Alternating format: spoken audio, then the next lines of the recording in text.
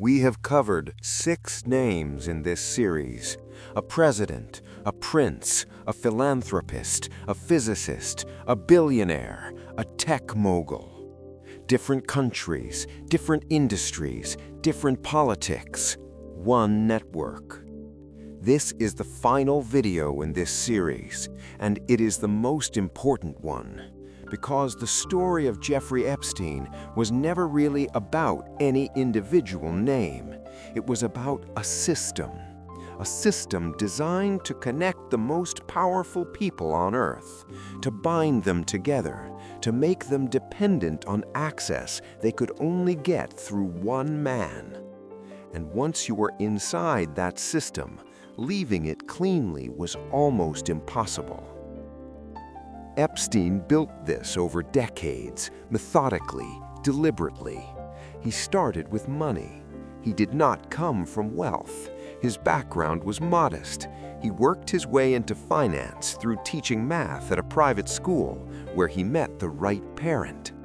That parent was Bear Stearns executive Alan Greenberg. Greenberg hired him. Epstein became a trader, then a money manager. His first major client was Leslie Wexner, the billionaire founder of L Brands, the company behind Victoria's Secret. And the relationship with Wexner is where the architecture of the system first becomes visible.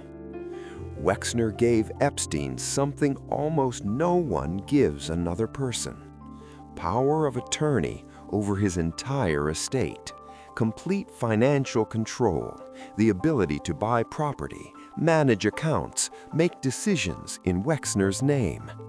The Manhattan townhouse that became Epstein's primary base, Wexner bought it. Epstein lived in it. The private island, Little St. James, purchased and developed under Epstein's direction using money from Wexner's empire. Wexner has said he was defrauded, that Epstein misappropriated funds, that he was deceived. Investigators estimated Epstein took more than $46 million from Wexner. The full financial relationship has never been publicly audited. But the money was only one layer of the system. The second layer was Ghislaine Maxwell. Without Maxwell, the system does not function. She was not a passive participant. She was the architect of the social dimension. She was the one who moved in the right circles, who made the introductions, who brought people into Epstein's world in a way that felt organic, social, desirable. And she was the one who prosecutors said recruited and groomed victims. She was convicted in 2021 on 5 counts, including sex trafficking of a minor. She was sentenced to 20 years in prison. Maxwell's role explains something that confused many people about the Epstein case. How did so many intelligent, powerful people end up connected to a man whose crimes were eventually described as obvious? The answer is Maxwell. She was the social filter, the legitimizing presence, the person who made Epstein's world look like a world worth being in. By the time people understood what that world actually was, their names were already in it. And that brings us to the third layer, the one that protected the system from the outside. The third layer was legal and institutional protection. When Epstein was first investigated in Palm Beach in 2005 and 2006, the case was building toward serious federal charges. Investigators had identified more than 30 victims. The evidence was described as overwhelming. Then came the deal. Alexander Acosta, the U.S. attorney at the time, negotiated a non-prosecution agreement. Federal charges were dropped entirely. Epstein pleaded to a single state charge, 13 months in a county jail with work release 6 days a week, and the identities of any potential co-conspirators were protected by the agreement. Protected, written into the deal. Anyone who might have been charged alongside Epstein was shielded by the same agreement that let him walk. When Acosta was later asked why he agreed to those terms, his answer was recorded.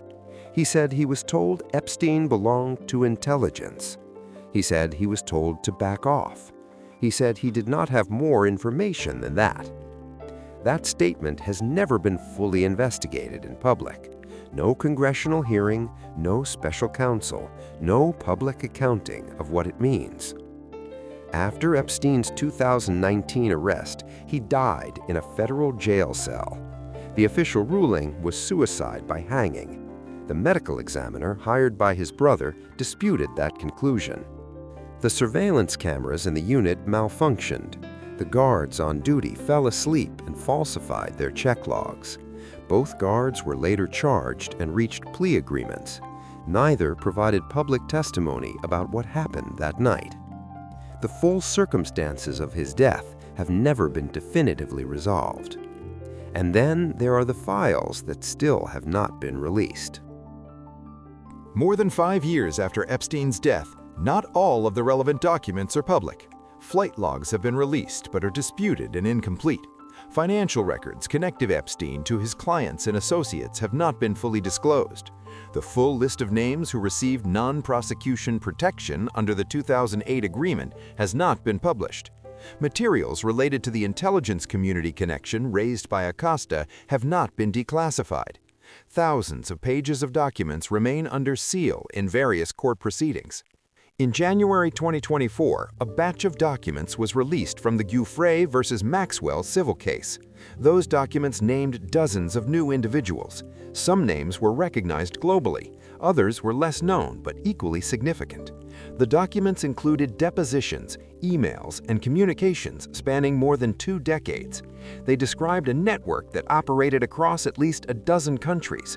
They described a system with multiple levels of participation and varying degrees of awareness.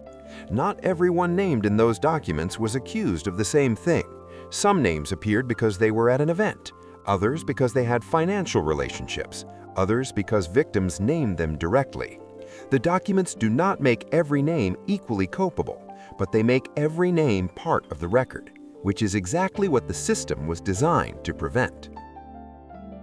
This is the final verdict, not on one person, on the system itself. What the Epstein case confirms beyond any reasonable dispute: Jeffrey Epstein built a network that connected some of the most powerful people in the world across politics, finance, science, royalty, and media. That network was sustained for decades through a combination of money, access, social prestige, and the deliberate use of compromising information. Ghislaine Maxwell was the social engine of the network. She was convicted. She is in prison. The 2008 non-prosecution agreement protected Epstein and potentially others from federal charges. Epstein died in federal custody under circumstances that have never been fully explained. Thousands of documents remain sealed or unreleased. No senior figure from within the network has faced criminal charges, not one. What the case strongly suggests, but cannot fully prove: the network did not function by accident. It required active maintenance, people who knew what it was or knew enough not to ask and chose to remain inside it. The 2008 deal was not a mistake. It was a result. The result of pressure applied by people with enough power to change the outcome of a federal criminal investigation. Epstein's death removed the one person who could have named everyone. That outcome benefited a very large number of very powerful people.